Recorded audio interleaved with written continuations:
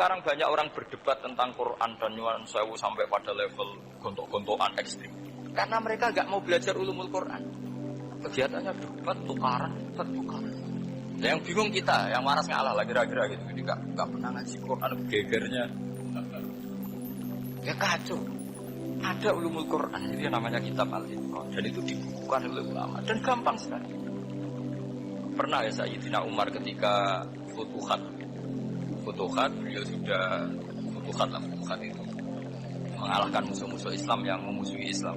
Perlu dicatat, musuh-musuh Islam yang memusuhi Islam. Karena kalau yang tidak memusuhi Islam nggak boleh dimusuhi juga ya. Sehingga cerita ditanya, kenapa kita tidak tasakuran besar-besaran, kita kan sudah menang. Padahal disambut sedemikian rupa. Jawabnya Umar apa?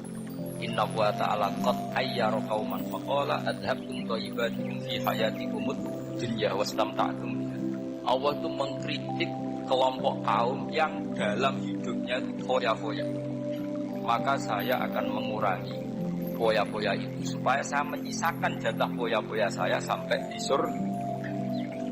Nanti orang kafir ketika dimasukkan neraka di antara taubahnya Allah. Taubah itu ya semacam kayak disalahkan. Adhabtum thayyibatikum fi hayatikumud dunya, jatah-jatah kenikmatan kamu, salah kamu habiskan di dunia.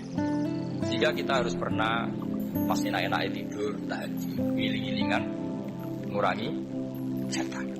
Sayyidah Aisyah itu cantik sekali, tapi sudah mujur di depan Nabi tetap sholat. Kalau sampai istrinya tidak cantik saja tidak pernah tahajud. Itu masalah besar. Itu Aisyah, itu kenangannya Aisyah. Saya ini kurang cantik. Sampai Nabi kalau sholat udah tidur di depannya masyhur. Wa ana mu'taridhatun. Saya tidur malang di depan. Nabi kalau berdiri sikilnya tak dojorno. Kalau Nabi mau sujud tak ingkar. Terus saja tadi. Dan saya yakin itu sunnah, tidak ada yang niru. Aisyah loh, bukan yang Saudah, Aisyah.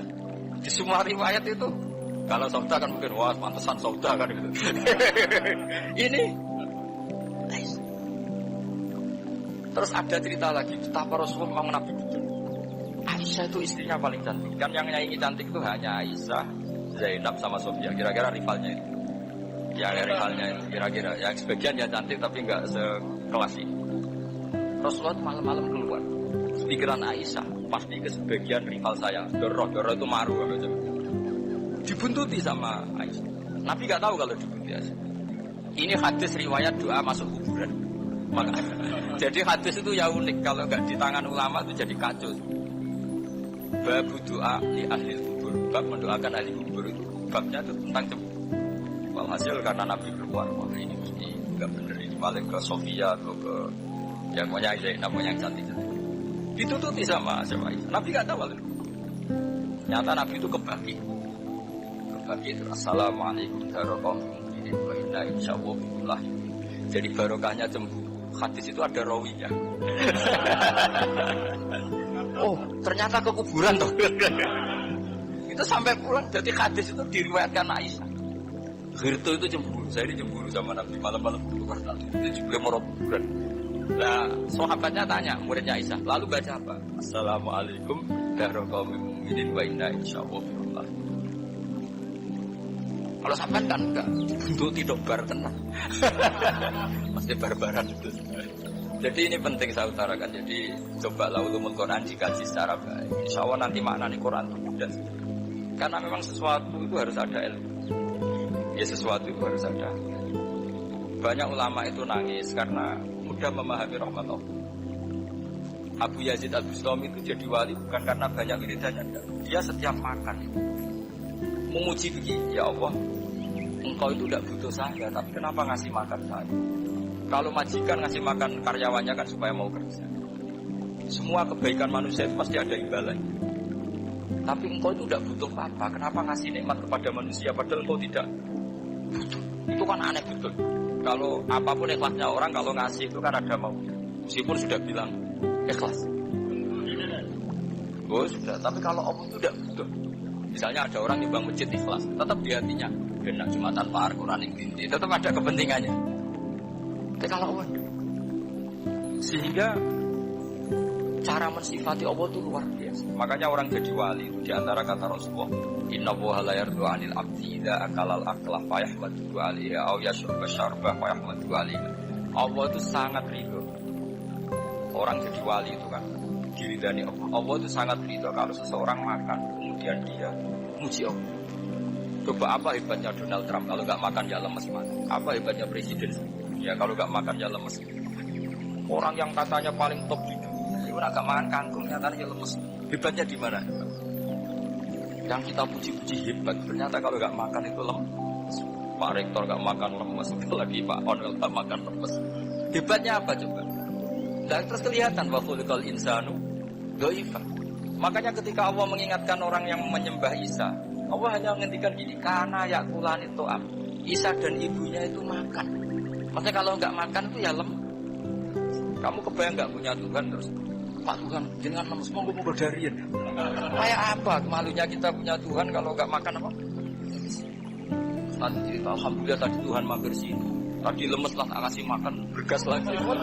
Makanya Allah kritiknya mau sederhana, karena ya pula itu. Kok kamu Tuhan kan gimana? Ini kalau nggak makan itu. Tapi kita sering keliru mengatakan Presiden Amerika itu super power hebat. Hebatnya di mana seorang manusia kalau nggak makan ya?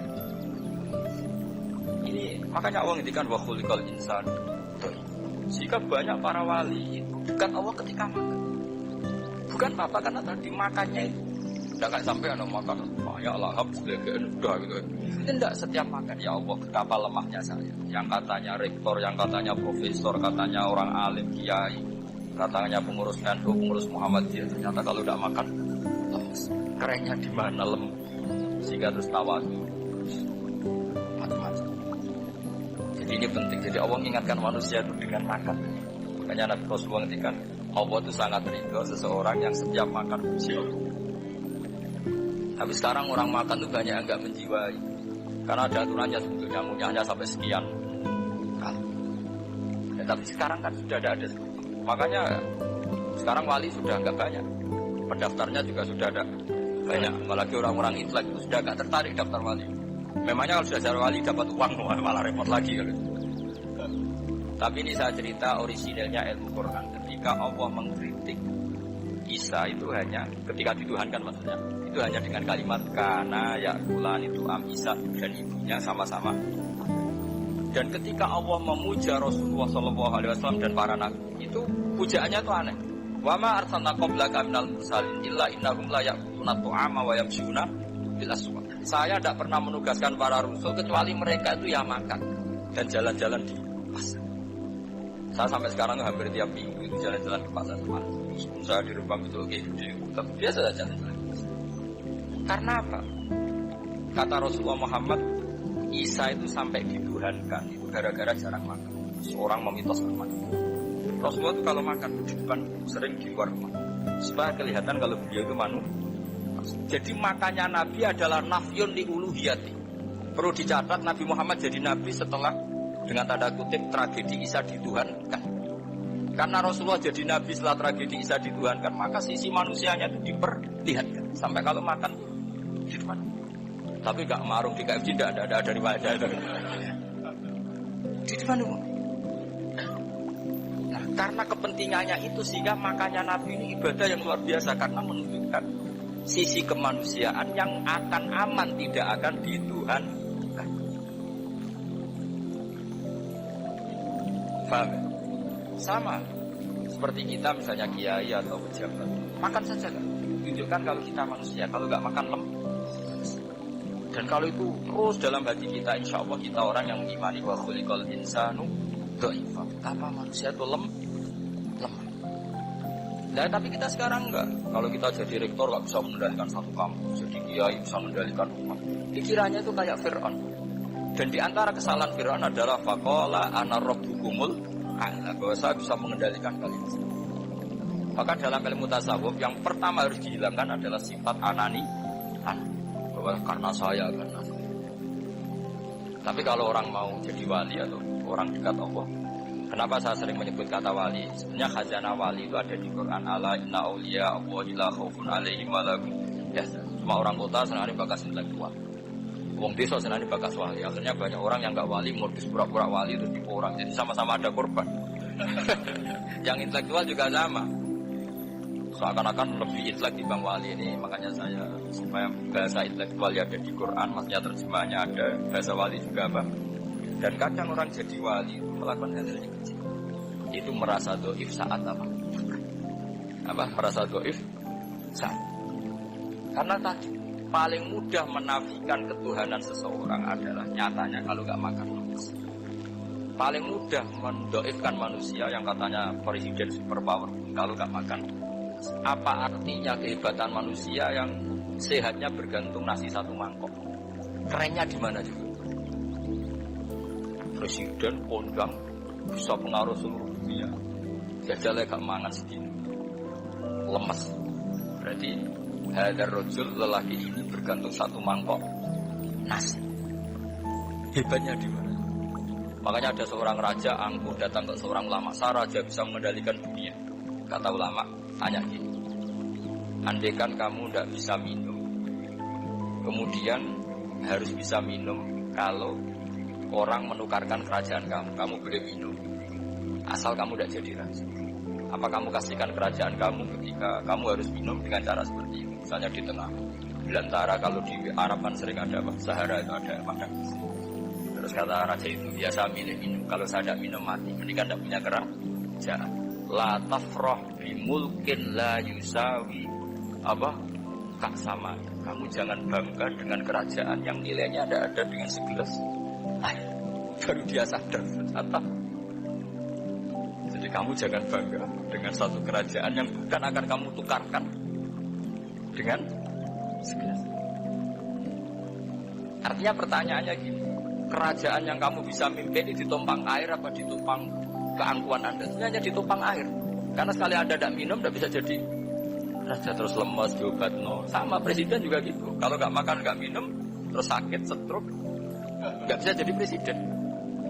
Artinya ternyata betapa manusia ini bergantung dengan sesuatu yang remeh, yaitu makan, minum, makan, minum. Nah di sini ini, kenapa Quran menyebut para nabi itu apa?